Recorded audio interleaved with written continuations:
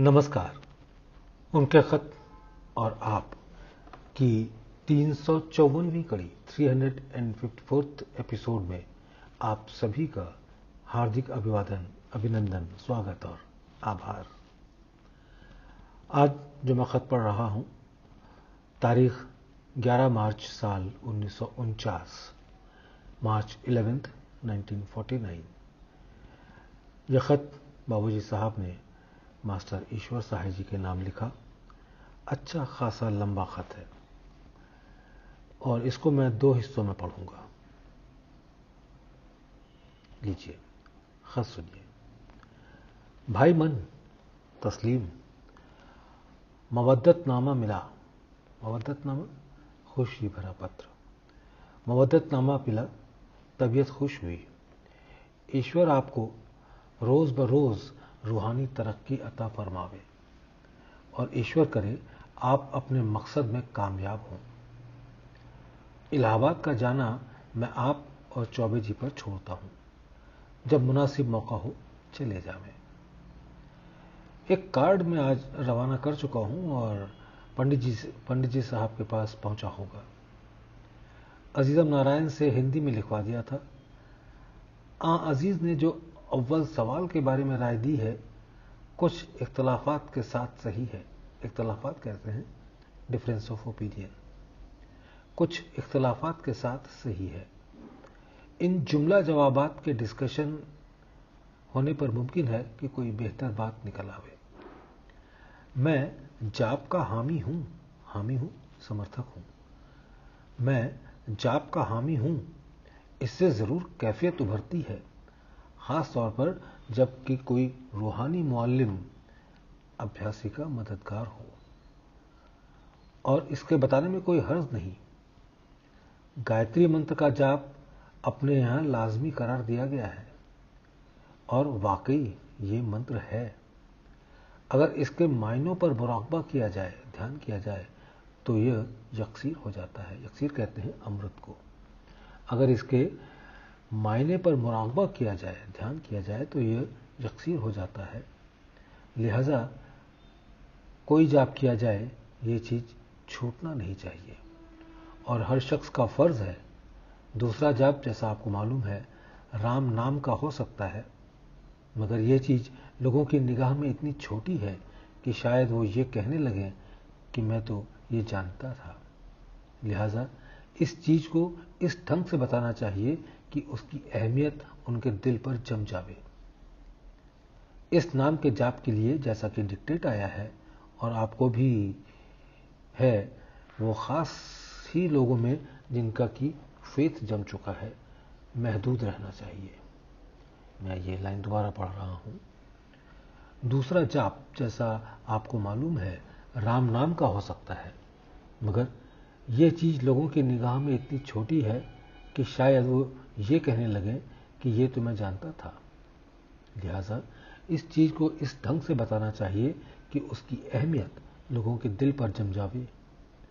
इस नाम के जाप के लिए जैसा कि डिक्टेट आया है और आपको मालूम भी है, वो खास ही लोगों में जिनका कि फेथ जम चुका हो, महदूद रहना चाहिए। महदूद मीन्स लिमिटेड, सीमित। राम नाम का जाप अगर कायदे से किया जावे तो वाकई बहुत मुफीद है, फायदेमंद है। जो लोग इसके करने में तैयार हों, बताया जा सकता है। दूसरा जाप मैं और लिखता हूं जो मुफीद होगा और अभ्यासी मुकर्रा वक्त पर और फुर्सत के वक्त कर सकता है। मुकर्रा मीन्स फिक्स टाइम। दूसरा जाप मैं और लिखता हूं जो मुफीद होगा और अभ्यासी मुकर्रा वक्त पर और फुर्सत के वक्त कर सकता है। वो ये कि दिल की हर बीट पर यह ध्यान लगाए कि ओम का जाप हर बीट के साथ निकल रहा है। इससे ज्यादा देर करने से ध्यान भी जमने लगेगा। एक बात इस मद में मैं ये बता देना चाहता हूं कि ओम का जाप जबान से नहीं करना चाहिए, इसलिए कि जो लोग संस्कृत पढ़े नहीं हैं वो इसका शुद्ध उच्चारण नहीं कर सकते और इससे गर्मी इस हद तक बढ़ती है कि उसका असर दिमाग पर पड़ता है और इसके दूर करने के लिए शांति का जाप, ओम शांति, काफी अरसे तक करना पड़ता है। ऐसे केस मेरे सामने 2 मर्तबा आ चुके हैं। उस वक्त मैं ज़ेरे तालीम था, अंडर ट्रेनिंग था, मगर यह कुल के कुल केस गैर जगह के थे। गैर जगह मतलब बाहर के लोगों के थे, हमारे दायरे के नहीं थे। राम नाम का जाप इस तरीके से किया जावे और इस मुराकबे में ध्यान करते वक्त ये रहे कि मैं उस नाम का जाप कर रहा हूं जो सब जगह बसा हुआ है। उसको हर रोज हर हाल में राइज कर देने में कोई हर्ज नहीं है। दूसरी बात और समझ में आई कि जो अभ्यासी इस काम को शुरू करना चाहे 3 रोज तक ज्यादा ईश्वर से सच्चे दिल से प्रार्थना करे कि वो मुझको अपनी तरफ रागिब करे, झुकाए, डाइवर्ट करे। दूसरी बात और समझ में आई कि जो अभ्यासी इस काम को शुरू करना चाहे 3 रोज तक या ज्यादा ईश्वर से सच्चे दिल से प्रार्थना करे कि वो मुझको अपनी तरफ रागिब करे और फिर वो ये देखे कि आया दिल में उसके नरमी पैदा हुई या नहीं। अगर नरमी हनोज महसूस ना हुए, हनोज मीन्स अभी तक, अगर नरमी अभी तक महसूस ना हुए तो 1-2 योम और इस प्रार्थना को जारी रखे। उस पर भी अगर नरमी पैदा ना हो तो उस शख्स को जाप ज्यादा तादाद में करने को कहा जा सकता है। जब जाप से तबीयत उभरने लगे तो प्रेम का जज्बा पैदा हो जाए तो जाप की उस हालत पर निगाह रखे कि जिस पर इंसान की तबीयत मीडियम हालत पर पहुंच जाती है। उसके बाद फिर ध्यान और मुराकबा शुरू कर दे।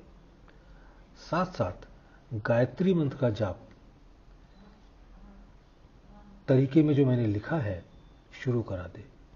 और अच्छा यह है कि कुछ मौका गायत्री मंत्र के जाप से ठिकाने पर आ जाने पर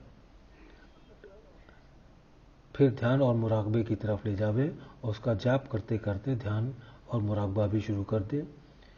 इतनी बात करने के बाद मैं समझता हूं कि उसको ये जरूरत नहीं रहेगी कि कोई ना कोई मूर्ति उसके दिल में रखी जावे तब वो इबादत कर सके। अगर उसका चित्त मूर्ति पर या साकार उपासना की तरफ फिर भी जाता है तो उसको ये ध्यान बताया जा सकता है। हालांकि मेरी तबीयत नहीं चाहती, क्योंकि मैं तो असलियत का दिलदादा हूं, प्रशंसक हूं, कि ओम इस शक्ल में जैसे संस्कृत में लिखते हैं ना, ऊ बड़े ऊ की मात्रा ऊपर चंद्र बिंदु, ओम इस शक्ल में दिल पर जमाया जा सकता है, ये ख्याल करके कि ये चीज दिल पर नूरानी हरफों में लिखी हुई है या राम नाम दिल पर नूरानी हरफों में लिखा हुआ है, हर्फ मीन्स वर्ड्स, और इस पर ध्यान लगा दें। और अगर कोई शख्स इस बात का दावा करे कि मैं कृष्ण भक्ति करना चाहता हूं और उन्हीं के स्वरूप का ध्यान, तो फिर इस बात की कसम खाए या इरादा करे कि मैं उस चीज को आखिरी दम तक नहीं छोड़ूंगा। तो ऐसे केस को मेरे पास रेफर करके खास तौर पर उसके लिए तरीका पूछ लिया जावे।